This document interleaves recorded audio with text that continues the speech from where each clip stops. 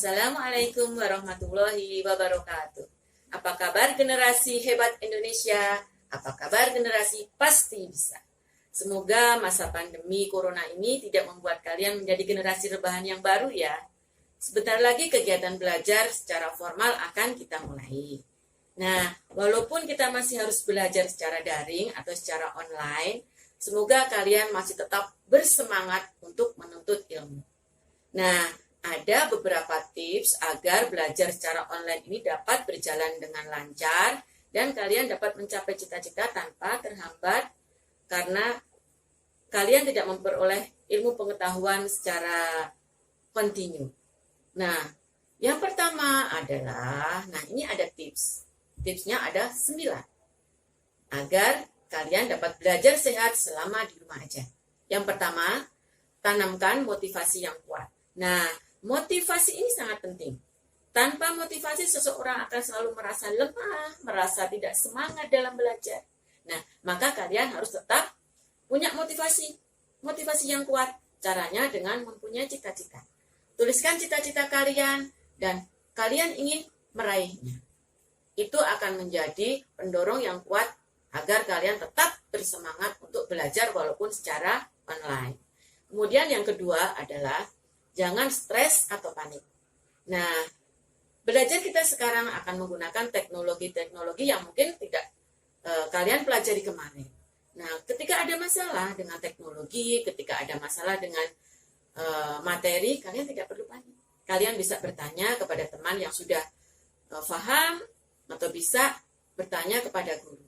Nah, nanti kita akan membuat grup, pasti ada ya, di setiap kelas itu pasti nanti ada grup WhatsApp yang akan memandu kalian, yang akan memberikan informasi-informasi baik dari guru ataupun dari teman-teman kalian. Nah, jangan panik ketika ada masalah, jangan stres, jangan pusing, pokoknya santai aja ya. Jadi tanya ketika kalian tidak bisa. Kemudian yang ketiga adalah mengkondisikan tempat belajar yang aman dan nyaman. Setelah kalian punya motivasi yang kuat, kalian santai, kalian bisa mempersiapkan tempat belajar di rumah yang aman, yang nyaman. Misalnya kalian bilang sama bapak sama ibu, Bu, nanti saya harus belajar jam 7 sampai jam 12. Tolong nanti kalau ada pekerjaan-pekerjaan rumah, saya jangan dilibatkan dulu. Tapi nanti ketika setelah selesai saya belajar, saya pasti akan membantu bapak dan ibu. Nah, buat suasana yang aman dan nyaman, tidak ada gangguan. Ketika kalian sudah mengkomunikasikan di awal dengan orang tua, dengan adik, semua pasti bisa, ya. Kemudian yang keempat, membuat jadwal belajar. Dari sekolah akan dijadwalkan pelajaran apa saja yang akan kalian tempuh untuk satu hari. Nah, selain jadwal dari sekolah, kalian juga harus mempunyai jadwal sendiri. Karena jadwal dari sekolah yang padat tentunya tidak akan mampu menyelesaikan materi yang harus kalian pelajari. Kalian bisa membuat jadwal tambahan, misalnya malam adalah untuk mengerjakan PR, atau malam untuk mengerjakan tugas-tugas, karena untuk anak-anak SMK tentunya akan ada beberapa tugas kompetensi kejuruan yang harus kalian tempuh. Buatlah tugas, buatlah PR-PR itu ketika kalian tidak dalam jadwal belajar dari sekolah.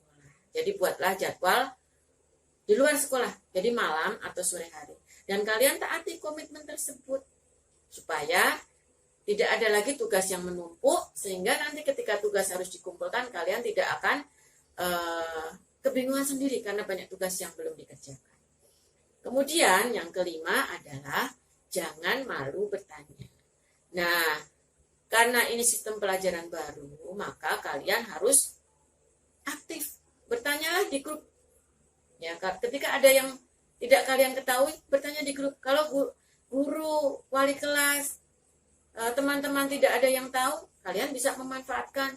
Tanyalah ke Mbah Google misalnya, atau tanyalah kepada teman-teman kalian dari sekolah lain. Jadi banyak jalan. Jangan terus kemudian kalian, aku nggak tahu, aku nggak bisa. Bisa kok. Walaupun kalian tidak bertemu, kalian bisa memanfaatkan teknologi yang ada. Kemudian yang keenam, saling membantu atau berdiskusi. Nah, misalnya ada teman kalian yang tidak bisa, kalian bisa membantu. Atau kalian sendiri yang tidak bisa, kalian bisa memanfaatkan WhatsApp group untuk bertanya. Ya, ini apa jawabannya? Aku nggak bisa, tolong dijelaskan. Ya.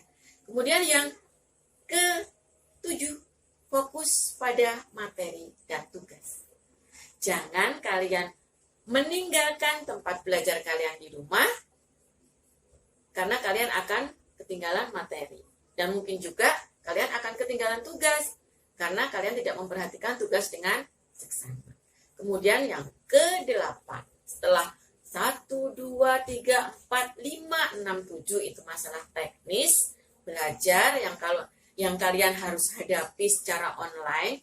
Dan yang ke-8 adalah have fun. Nah, kalian berhak untuk senang-senang setelah semua terjalani dengan baik. Memang belajar itu tidak mudah, tapi tetap menarik. Kalau yang pertama tadi kalian sudah punya. Nah, jadi kalian harus punya dulu motivasi yang kuat.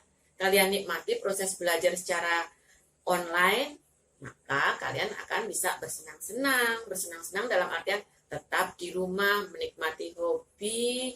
Kemudian kalian bisa belajar sambil mendengarkan musik. Ya.